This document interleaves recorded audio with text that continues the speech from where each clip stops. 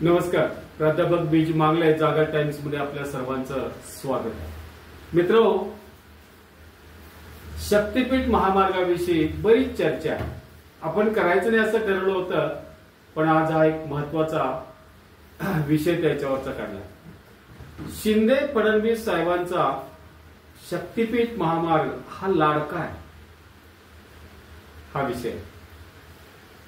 लोकसभा निवडणुकीसारखी दयनीय परिस्थिती नको म्हणून विधानसभा निवडणुकीच्या तोंडावर शक्तीपीठ महामार्गाला शासनानं स्थगिती दिलेली आहे, रद्द केलेला नाही.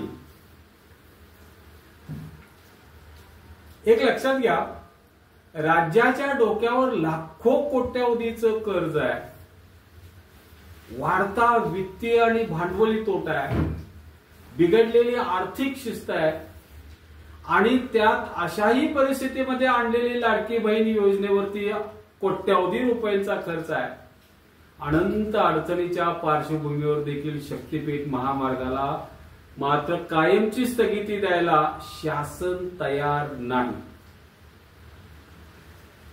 आपण बघितलं. थोडीशी माहिती प्रथम घेऊ. राज्यातील मूलभूत सोयी सुविधा या बाबतीत शासन आज हतबल झालंय. काही करता येत नाही त्यांना, अशी परिस्थिती आहे. प्राधान्यक्रमाने घेण्यासारखे आज हजारो प्रश्न प्रलंबित आहेत. स्वातंत्र्याच्या 77 वर्षानंतर देखील रस्ते, लाईट, पाणी, वीज, आरोग्य आणि शिक्षण यासारख्या विषयावरतीच आपल्याला आज भांडावं लागतंय आणि रस्त्यावर उतरावं लागतंय, अशी परिस्थिती आहे. या प्रत्येक क्षेत्रात शासन पिछडेवर आहे. तोंडावर निवडणुका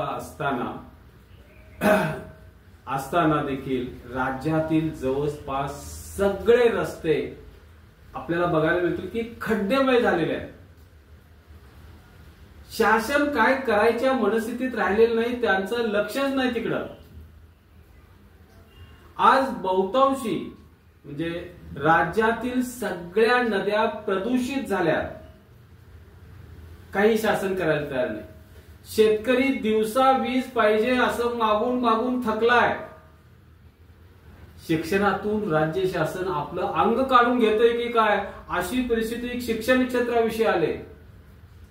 पाटबंधारे प्रकल्प अनेक वर्षे रेंगाळले, त्यांना पैसे मिळत नाहीये. शेतकऱ्यांच्या आत्महत्या तर दर दिवशी होत आहेत. शासनाच्या तिजोरीमध्ये पैसे नसल्या कारणाने अशी वाईट परिस्थिती आलेली आहे.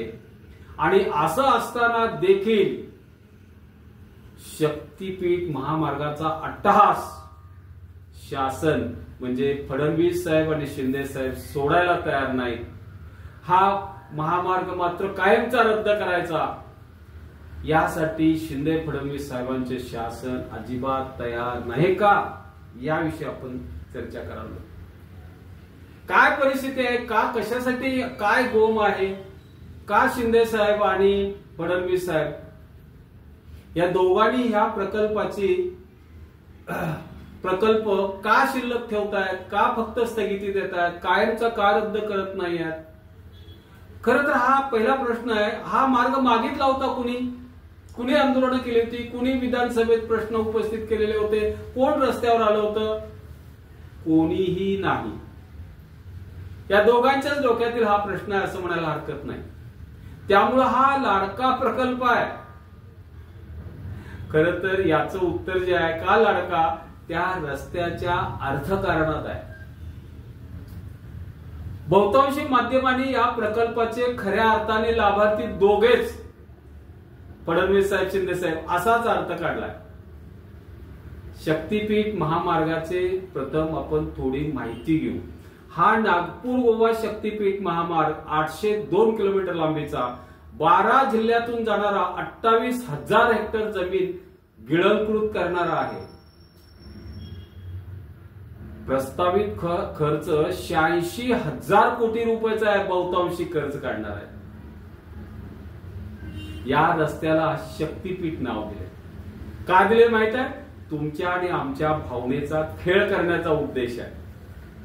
शक्तीपीठ महामार्ग असं नाव दिल्याने 12 ज्योतिर्लिंगातील काही ज्योतिर्लिंगे, महालक्ष्मी, पात्रादेवी अशासारखी शक्तीपीठे या रस्त्याने जोडली जाणार आहेत आणि हा भक्तीचा मार्ग आहे असं दाखवायचा आणि पर्यायानं भाविकांना ही पर्वणी असणार आहे असं सुचवायचा, असा प्रचार करायचा प्रकार हा शासन करतंय मित्र. गंमत आहे की नाही? शेतकऱ्यांचा त्यामुळं प्रचंड विरोध आहे. शेतकरी आंदोलन करतायत, हा रस्ता आम्हाला नकोय, आम्ही मागितलेला नाही, ना शासनानं मागितलाय, सॉरी ना रस्त्यावर येऊन कुठल्या माणसांनी मागितलाय, जनतेनं मागितलाय नाही, हा तुमच्या डोक्यातला रस्ता आहे. ज्या 12 जिल्ह्यातून हा रस्ता जातो त्या 12 जिल्ह्यातील शेतकऱ्यांची सुपीक आणि बागायती जमीन साहेब संपादित करण्यात येणार आहे. त्यामुळे बहुतांशी 12ही जिल्ह्यातील शेतकऱ्यांचा या महामार्गाला कडाडून विरोध आहे. शेतकरी रस्त्यावर येत आहेत, आंदोलन करतात. शासनाला हे एवढंच काय, शासनाला उद्याच्या विधानसभेत धडा शिकवण्याची भाषा ते करायला लागलेले आहेत. त्याचमुळं काही प्रमाणात शासन बॅकफूटवर गेले आणि याची जी अधिसूचना होती म्हणजे जमीन संपादनाची, भूसंपादनाची, त्याला स्थगिती दिलेली आहे. प्रकल्प रद्द केलेला नाही. जनतेची मागणी काय होती?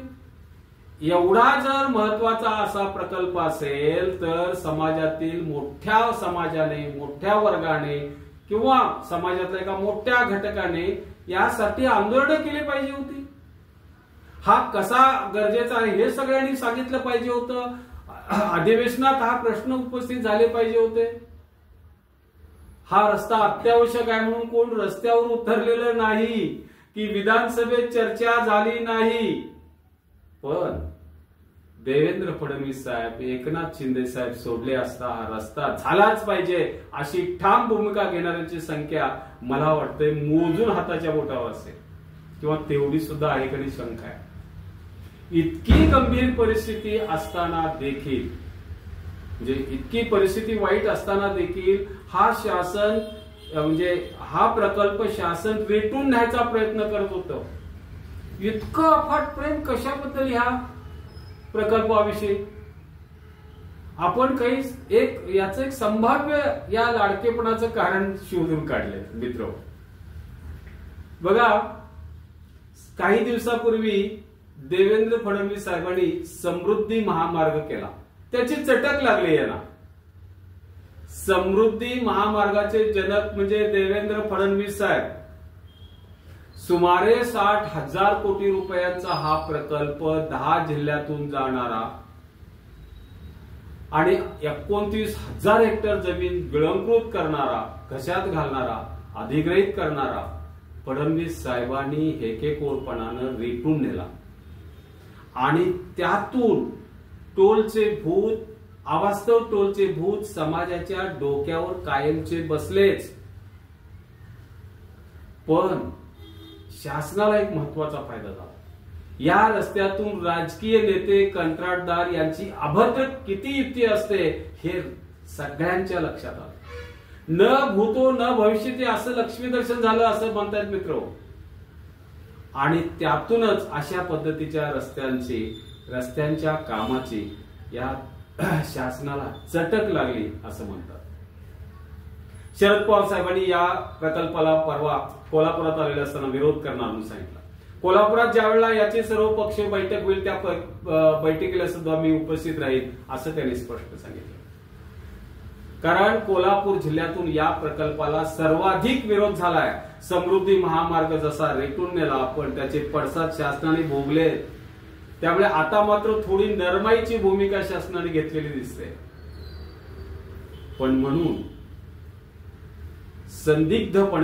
निसंदिग्धपणे हा प्रकल्प रद्द करण्याची भूमिका फडणवीस साहेब किंवा शिंदे साहेब घेताना दिसत नाही.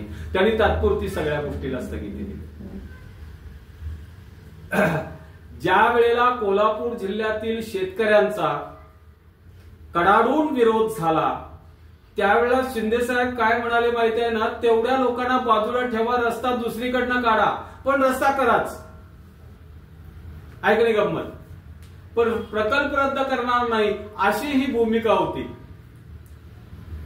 या प्रकल्पाच्या विरोधातील जनरेटा पाहता मुख्यमंत्री एकनाथ शिंदे साहेबांनी भूसंपादनाची अधिसूचना तात्पुरती मागे घेतलेली आहे. तात्पुरती म्हणण्यापेक्षा मागे घेतलेली आहे, पण अधिकृतपणे हा महामार्ग रद्द केलेला आहे असं अद्याप आलेलं नाही. कदाचित निवडणूक झाल्यानंतर हा प्रकल्प पुन्हा डोक्यावर बसवू असा त्यांचा हे इरादा असूही शकेल. पण संबंधित शेतकरी आता फार हुशार झालेले आहेत, हे लक्षात घ्या फडणवीस साहेब. त्यांना बऱ्यापैकी सगळं समजत आहे. अधिसूचना रद्द म्हणजे प्रकल्प रद्द नव्हे, सगळ्या शेतकऱ्यांना समजलंय आणि हे समजतं. तेव्हा अधिसूचना काय कधीही पुन्हा काढता येते. कायमस्वरूपी निसंदिग्धपणे हा प्रकल्प रद्द असण्याचीच भूमिका तुम्ही घ्यायला पाहिजे होती आणि तशा पद्धतीच्या बातम्या यायला पाहिजे होत्या. येत्या विधानसभेला सामोरे जाताना हा प्रकल्प रद्द करणे हे शासनाच्या हिताचे आहे, ना की केवळ शेतकऱ्यांच्या. जर शासनानं हे केलं नाही तर त्याचे परिणाम त्याला निश्चित भोगावे लागतील. धन्यवाद मित्रांनो. माझा हा व्हिडिओ आपल्याला कसा वाटला हे कमेंट मध्ये सांगा. लाईक, शेअर आणि सबस्क्राईब करा.